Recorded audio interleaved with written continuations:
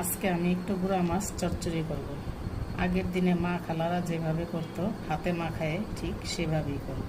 তার জন্য আমি নিয়েছি পেঁয়াজ কুচি, আলু কুচি, ধইনার গুঁড়া, আদা রসুন বাটা, হলুদ গুঁড়া, কাঁচামরিচ, লবণ, সরিষার তেল।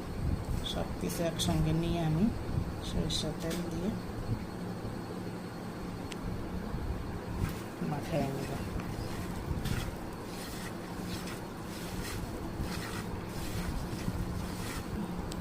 মাখানো হয়ে গেছে।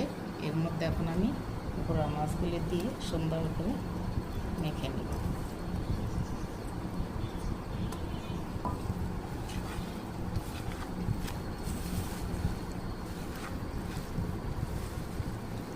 এখন একদম অল্প পানি দেব, শুধু হাতটা ধুয়ে একটু পানি যতটুকু হয়, কারণ অল্প পানিতে দিয়ে গুঁড়া মাছটা চচ্চড়ি করলে মাছটা খেতে ভালো লাগবে।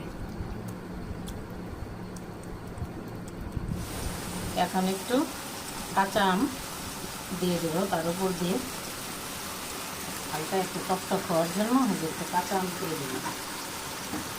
কাঁচা আমের সাথে ধনিয়া পাতাটাও দিয়ে দেবো, দিয়ে হালকা একটু ঢাকে রেখে নামিয়ে ফেলবো। বাস হয়ে গেল।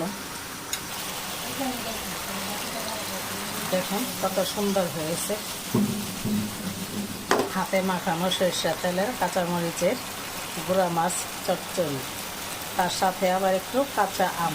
বলুন তো বন্ধুরা কেমন হলো?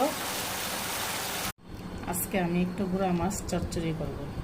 আগের দিনে মা খালারা যেভাবে করতো হাতে মাখায় ঠিক সেভাবেই করব।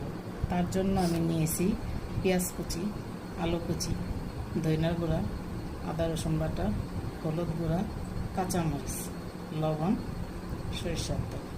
সব কিছু একসঙ্গে নিয়ে আমি সরিষার তেল দিয়ে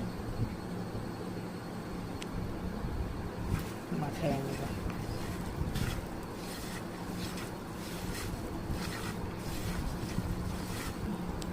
মাখানো হয়ে গেছে। এর মধ্যে এখন আমি গুঁড়া মাছগুলি দিয়ে সুন্দর করে মেখে নেব।